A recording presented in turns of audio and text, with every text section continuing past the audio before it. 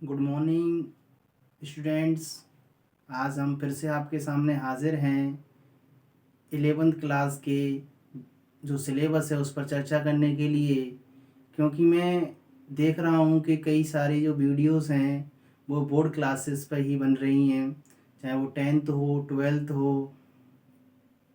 11th classes में बहुत कम videos हैं, तो मैंने ये विचार किया कि बच्चे बिल्कुल क्योंकि इनकी प्रॉपर क्लासेस चल नहीं रही हैं, जब प्रॉपर क्लास नहीं चल रही हैं तो बच्चे पढ़ने में थोड़े असमर्थ फील कर रहे हैं। तो मैंने सोचा कि क्यों ना इनके लिए, बच्चों के लिए कुछ सिलेबस तैयार किया जाए और इनके लिए कुछ छोटे छोटे वीडियोस तैयार किए जाएं, क्योंकि आज समय ऐसा चल रहा है, कोरोना महामारी है और बच्चों को जो एजुकेशन है या जो समय है वो निकलता जा रहा है और पेपर भी सरकार ने कह दिए निश्चित समय पर होने हैं, ऐसे ही उन्होंने एक इंडिकेशन दिया है। तो हम बात करते हैं 11th क्लास के सिलेबस पर, जिसमें हमारा एक भाग है पोइम सेक्शन। एक भाग है हमारा पोइम सेक्शन, जिसमें से हमारे सिलेबस में 5 पोइम हैं और 5 पोइम में से एक पोइम है हमारी ए फोटोग्राफ, जिसकी जो रचयिता हैं या जो रिटन बाई शर्ली टॉलसन ने ये पोएम लिखी है। तो थोड़ा सा मैं आपको इसमें चर्चा बता देता हूँ, चर्चा में इसका थोड़ा सा सारांश आपको बता देता हूँ जिससे कि आपकी समझ में आ जाए। तो शर्ली टॉलसन इस पोएम के माध्यम से जिसका नाम है ए फोटोग्राफ, इस फोटोग्राफ पोएम के माध्यम से वो ये अपनी माँ की जो यादें हैं उनको ताज़ा करती हैं और बताती हैं कि जब माँ जीवित थी तब किस तरीके से उन्होंने अपना जीवन जिया और लगभग 12 साल तक उन्होंने अपना जीवन में एंजॉय किया। और फिर वो जब इस दुनिया में नहीं रही तो उसके बाद कवित्री शर्ली टॉलसन ने अपने आप को एक अकेलापन महसूस किया और किस तरीके से उन्होंने जो माँ का जो सानिध्य होता है या माँ का जो आशीर्वाद होता है या माँ का जो प्यार होता है उसको मिस कर रही हैं। तो इस पोइम के माध्यम से हम देखते हैं लाइन बाय लाइन और वर्ड बाय वर्ड। आप सभी बच्चे अपनी नोटबुक ले लें और कुछ जो डिफ़िकल्ट वर्ड हैं उनको आप नोट करें और नोट करने के बाद उनको अच्छी तरीके से लर्न करें। और इस वीडियो का जो उद्देश्य है वो यही है कि आप ज़्यादा से ज़्यादा सीखें और जिस पढ़ाई से आप वंचित हो रहे हैं उसको वो आप तक उपलब्ध कराई जाए। तो आओ बच्चों सीखते हैं। लाइन बाय लाइन में रीड करूँगा और आपको समझाता जाऊँगा। पहले हम डिफिकल्ट वर्ड निकाल लेते हैं। तो देखते हैं, ये पोएम है आपकी 11th क्लास की पोएम है और पोएम सेक्शन से है। ये आपकी पोएम आती है, आपकी पोएम में ऐसे 4 क्वेश्चंस आते हैं।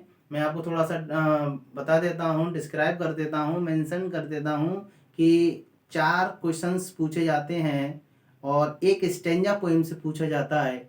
स्टेंजा में से फिर आपके लिए क्वेश्चंस पूछे जाते हैं। तो जब हम पोएम को अच्छी तरीके से रीड कर लेंगे, इसका स्टडी कर लेंगे वर्ड बाय वर्ड, तभी हम अच्छी तरीके से स्टेंजा को कर पाएंगे और इसके क्वेश्चन आंसर को कर पाएंगे। तो इसका हम अब एक्सप्लेनेशन करते हैं, इसका एक्सप्लेन करते हैं। The word the cardboard shows me how it was when two girl cousins went paddling। तो सबसे पहले हम, जो मैंने नंबरिंग कर रखी है पहले से ही, तो हम थोड़ा सा इनकी देख लेते हैं, इनके मीनिंग्स देख लेते हैं हम। कि सबसे पहला है हमारा नंबर फर्स्ट पे है, तो मैं ऐसे ही नंबर के हिसाब से लिख देता हूँ। फर्स्ट पे है आपका कार्डबोर्ड का मतलब यहाँ पर है तस्वीर। दूसरा जो मीनिंग्स है हमारा, दूसरा जो डिफिकल्ट वर्ड है, डिफिकल्ट वर्ड्स डिफिकल्ट वर्ड्स, क्योंकि जब तक हमें ये वर्ड्स याद नहीं होंगे तब तक ये पोएम हमें अच्छी तरीके से याद नहीं रहेगी। तो इसलिए हमें वर्ड पहले याद रखने हैं और मैं नंबरिंग वाइज इन वर्ड को पहले लिख देता हूँ जिससे कि आपको याद रहे। तो पहला है हमारा कार्डबोर्ड। कार्डबोर्ड का मतलब होता है तस्वीर, या जैसे ऐसा एक लकड़ी का बोर्ड जिस पर एक तस्वीर सी बनाई गई है। नंबर दूसरा है हमारा सोज। सोज का मतलब होता है दर्शाना। क्या होता है? दर्शाना या दिखाना, या दिखाना, दिखाना। नंबर तीसरा वर्ड है आपका, तीसरा वर्ड है कजिन्स। आप जानते होंगे कजिन्स का मतलब होता है चचेरे भाई बहन, भाई बहन, भाई बहन होता है। फिर है आपका होल्डिंग। होल्डिंग का मतलब होता है, होल्डिंग के इससे पहले है आपका पैडलिंग। पैडलिंग का मतलब होता है चलना। पैडलिंग का मीन्स होता है चलना। पैडलिंग का मतलब चलना होता है। आप सभी बच्चे देख पा रहे होंगे, नोट कर लें थोड़ा सा कि किस तरीके से हम ये मीनिंग से लिख रहे हैं। चलना। इसके बाद होल्डिंग। होल्डिंग का मतलब होता है आपका पकड़ना।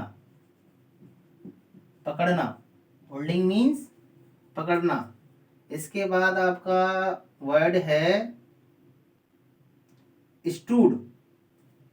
स्टूड जो स्टैंड की सेकंड फॉर्म है, स्टूड, जिसका मतलब होता है खड़ा होना। खड़ा होना, और दूसरी फॉर्म हुआ खड़ा हुआ या हुई, हुई या हुए, खड़ी हुई, ऐसे लिख लेते हैं। स्टिल, सातवां वर्ड है आपका स्टिल। स्टिल का मतलब होता है शांत। स्टिल का मतलब होता है शांत। स्टिल मीन्स होता है शांत। फिर स्माइल। स्माइल का मतलब होता है मुस्कुराना, हंसना। 8 नंबर होता है मुस्कुराना। इसके बाद आपका नंबर नेक्स्ट है 9। इसका मतलब होता है आपका थ्रू, यानी कि में से। में से, थ्रू का मतलब होता है में से। इसके बाद आता है आपका अगला नेक्स्ट वर्ड, डिफिकल्ट वर्ड, वो है आपका हेयर। हेयर हम जानते ही हैं, हेयर मीन्स होता है आपका बाल। हेयर मीन्स बाल। थोड़ा छोटा सा हो रहा होगा साइज, लेकिन बोर्ड के हिसाब से हमें देखना पड़ रहा है कि इसमें आपको दिखना चाहिए। इसके बाद है हमारा स्वीट। स्वीट वैसे मीठा होता है ये, लेकिन यहाँ पर सुंदर भी होता है। तो 11वां वर्ड है अपना अच्छा या सुंदर। सुंदर, अगर इसी में हम स्वीट माने मीठा भी होता है और स्वीट्स माने मिठाइयाँ भी होती हैं, लेकिन यहाँ पर हमारा स्वीट माने सुंदर के लिए आया है। Mothers that was before I was born. Sea. Sea means होता है समुद्र। सी मीन्स समुद्र होता है। Which appears. अपीयर्स का मीन्स होता है अपीयर्स। अपीयर्स मीन्स होता है प्रकट होना। प्रकट होना, प्रकट होना। इसके बाद में वॉश्ड। वॉश्ड मीन्स होता है धोना। इसके बाद में 17वां वर्ड है वो है आपका टेरिबल। इससे पहले हम चेंज्ड देख लेते हैं। Changed, 14 number changed. चेंज्ड का मतलब होता है बदलना। बदलना। इसके बाद में लेस। लेस मीन्स होता है कम। लेस मीन्स कम, मतलब थोड़ा। वॉश्ड। वॉश्ड का मतलब होता है धोना। वॉश्ड मीन्स धोना। इसके बाद टेरिबली, टेरिबली माने होता है अत्यंत, अत्यंत। ट्रांजिट मान होता है, ट्रांजिएंट का मतलब होता है, 18वां वर्ड है आपका ट्रांजिएंट माने क्षणिक, क्षणिक। ट्रांजिएंट का मीन्स होता है क्षणिक। इसके बाद हम देख लेते हैं स्नैपशूट। स्नैपशूट यानी कि 19 वर्ड है आपका। स्नैपशूट का मतलब होता है यहाँ पर तस्वीर ही है, वीर। तस्वीर। बेटी और डॉली ये दोनों सिस्टर्स के नाम है उनके। इसके बाद में आपका लुक, लुक मीन्स देखना। फिर कोई ऐसा वर्ड है नहीं। ड्रेस्ड, ड्रेस्ड देख लेते हैं, नंबर 22 पे है। ड्रेस्ड मीन्स होता है वस्त्र पहनाना, वस्त्र, वस्त्र पहनाना, पहनाना, वस्त्र पहनाना। इसके बाद में देख लेते हैं बीच। बीच का नंबर है आपका 23। बीच का मतलब होता है समुद्र तट, समुद्र तट। बीच मीन्स होता है समुद्र तट। इसके बाद में हॉलीडे। हॉलीडे का मतलब होता है, यहीं पर लिख देता हूं मैं, छुट्टी। हॉलीडे का मतलब होता है छुट्टी। इसके बाद में लेबर, इससे पहले आपका पास्ट, भूतकाल। माइन, माइन का मतलब होता है, नंबर उस पर है 26, मेरा। लाफ्टर 27, लाफ्टर का मतलब होता है हंसी। लाफ्टर मीन्स होती है हंसी।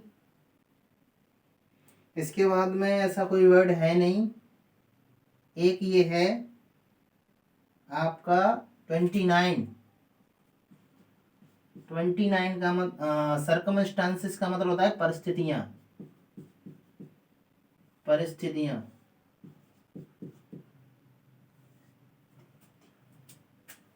परिस्थितियां।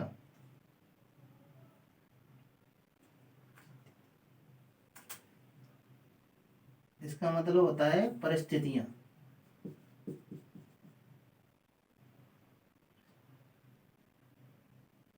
परिस्थितियां होता है।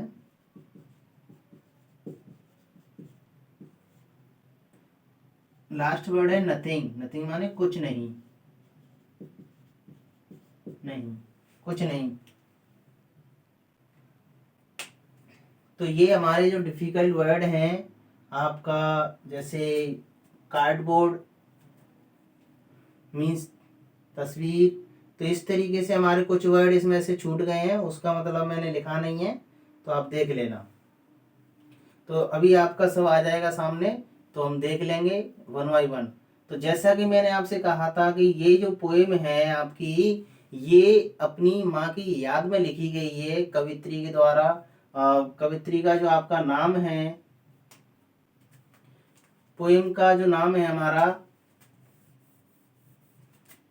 A photograph, a photograph by Shirley Toulson. Shirley Toulson, Shirley Toulson ने ये पोएम लिखी है। ये अपनी माँ की याद में इस पोएम को लिखती हैं, जो एक पिक्चर देखती हैं अपनी माँ की और उससे अपनी याददाश्त ताज़ा करती हैं। तो देखते हैं, the cardboard shows me how it was. ये तस्वीर मुझे, मुझे मी का मतलब होता है मुझे, ये दिखाती है या दर्शाती है। when two girl cousins went peddling, जब दो कजिन यानी कि इसकी दोनों बहनें थी इसकी माँ की, जो चचेरी बहनें थी दोनों समुद्र तट पर घूमने के लिए जाती हैं, तो वहाँ वो पानी में, उथले हुए पानी में वहाँ पर चलती हैं दोनों साथ मिलकर, each one holding one of my mother's hand. दोनों जो चचेरी बहनें थीं, कजिन्स थीं, वो कवित्री के माँ का हाथ पकड़कर उस पानी में, समुद्र तट में चलती हैं, समुद्र तट के पानी में चलती हैं। And see the big girl, इन दोनों से यानी अपनी चचेरी बहनों से ये सी यानी कवित्री की माँ बड़ी थी, बिग गर्ल सम 12 ईयर्स, लगभग 12 साल की थी, और सो और इतने की होंगी, लगभग 12 साल की। तब ये घूमने के लिए गई थी। द थ्री का मतलब वो तीनों, कवित्री की माँ और उनकी दोनों चचेरी बहन यानी कि कवित्री की दोनों मौसी, स्टूड स्टिल, खड़ी रहती हैं, स्टिल शांत, टू स्माइल, और मुस्कुराती हैं, थ्रू देयर हेयर्स, अपने बालों में से होकर। थ्रू का मतलब होता है में से, थ्रू का मतलब में से, बालों में से होकर। At the uncle with the camera, uncle की ओर मुस्कुराती हैं जो कैमरा लेकर वहां पर खड़े हुए थे। A sweet face my mother's that was before I was born. आई यहाँ पर पोएटेस है हमारी सर्ली टॉल्सन, वो बताती है ए स्वीट फेस, उनका एक सुंदर सा चेहरा, मेरी माँ का, my mother's that was before I was born, मेरे जन्म से पहले का। एंड सी और ये समुद्र, which appears to have changed less, और वो बताती हैं ये समुद्र जो कि अपीयर्स माने दिखता है या लगता है, टू हैव चेंज्ड लेस, बहुत कम ही चेंज हुआ है, इसमें कोई समुद्र में कोई बदलाव नहीं आया है। वॉस्ट दियर टेरिबली ट्रांसिएंट फीट, और जो समुद्र उनकी माँ के पैरों को, जो ट्रांसिएंट फीट का मतलब होता है क्षणिक जो पैर थे, या कह सकते हैं अत्यंत कम समय के लिए थे, वो क्या हो गए, उनके पैरों को धोता है समुद्र। अगला देखते हैं, अगला स्टेंजा है हमारा, जो ये आपके 4 स्टेंजा में पोएम डिवाइडेड है, फर्स्ट, सेकंड, थर्ड और फोर्थ। तो तीसरे स्टेंजा को देख लेते हैं। सम 20-30 ईयर्स लेटर, और लगभग 20 से 30 साल बाद, लेटर मीन्स होता है बाद में, लेटर का मतलब होता है बाद में। सी वुड लाफ एट द स्नैपशूट, यानी कि कवित्री की माँ हंसती हैं, लाफ करती हैं उस फोटो पर, और कहती हैं कि देखो, कवित्री की माँ कहती हैं, सी मीन्स देखो, बेटी एंड डॉली, और जो उनकी छोटी बहनें थीं, चचेरी बहनें थीं, उनके बारे में कहती हैं कि देखो बेटी एंड डॉली किस तरीके से, सी वुड से कहती हैं कि and look how they dressed us for the बीच, और फिर आगे बताती हैं कि जब हम बीच पर जाते थे तो किस तरीके से उनके जो माता पिता थे उनको ड्रेस पहनाते थे, उनको यूनिफॉर्म पहनाते थे, जो समुद्र तट के लिए जाने के लिए।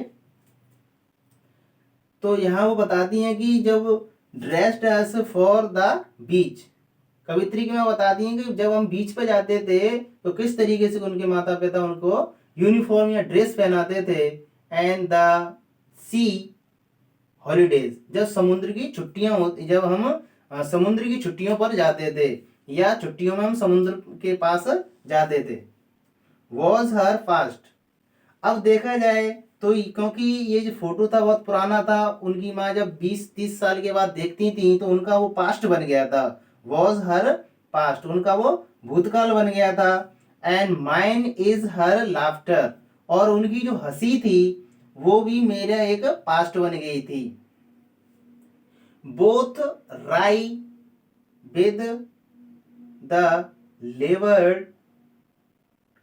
Levered ease of loss. दोनों ही जब उस दुख से निकलने के लिए कोशिश करती, क्योंकि दोनों का समय निकल चुका था, क्योंकि उनकी एक माँ भी नहीं थी और उसकी माँ का जो पास्ट था वो निकल चुका था। दोनों उसको सोचकर दुखी होने की बजाय थोड़ा सा आराम जो खोया हुआ है, लॉस ईज, थोड़ा सा राहत देने की कोशिश करती थी अपने आप को। तो इस वजह से उनका जो चेहरा था वो थोड़ा सा दुख में या सुकड़ जाता था, राई हो जाता था। राई का मतलब होता है सुकड़ जाना।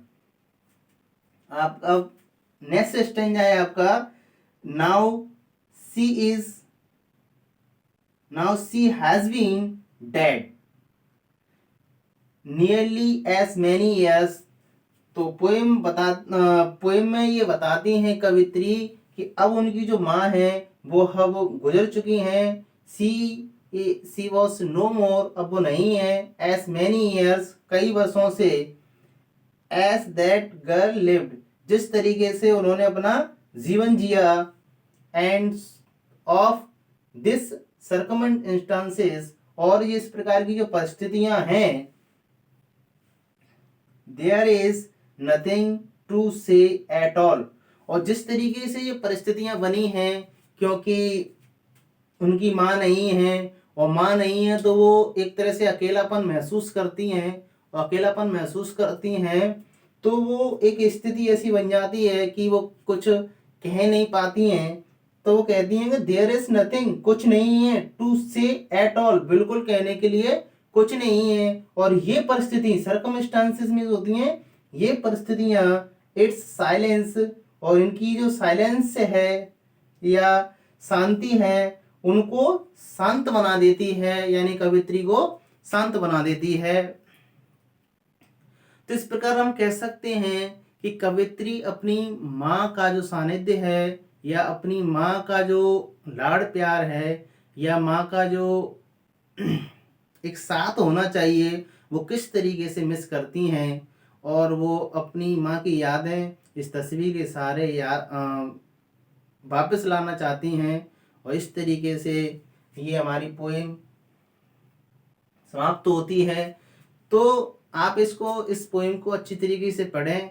अगर कोई आपको कोई कंफ्यूजन है, कोई अगर डाउट्स है, तो आप कमेंट बॉक्स में जाकर कमेंट करें। और अगर आपको अच्छी लगती है ये पोएम, या आपको पढ़ाने का जो तरीका है वो पसंद आता है, तो पोएम को आप लाइक करें और ज़्यादा से ज़्यादा अपने जो साथी हैं उनके लिए शेयर करें, जिससे कि वो भी इसका लाभ उठा सकें और अपनी पढ़ाई को निरंतर बनाए रखें। और इसके जो क्वेश्चंस आंसर हैं, थोड़ा सा मैं और बता दूं आपको, इसके क्वेश्चन आंसर और इसका जो स्टेंजा आता है, किस तरीके से स्टेंजा आएगा, और उस स्टेंजा में से कैसे क्वेश्चंस पूछे जाएंगे, उस पर हम चर्चा अगली वीडियो में करेंगे। तब तक आप इसको अच्छी तरीके से देखें, नोट करें, पढ़ें, और आप तैयारी करें अच्छी तरीके से, और इसको लाइक करें, कमेंट करें, और अपने साथियों को ज़्यादा से ज़्यादा शेयर करें। धन्यवाद आपका। Thank you for watching this video carefully. धन्यवाद।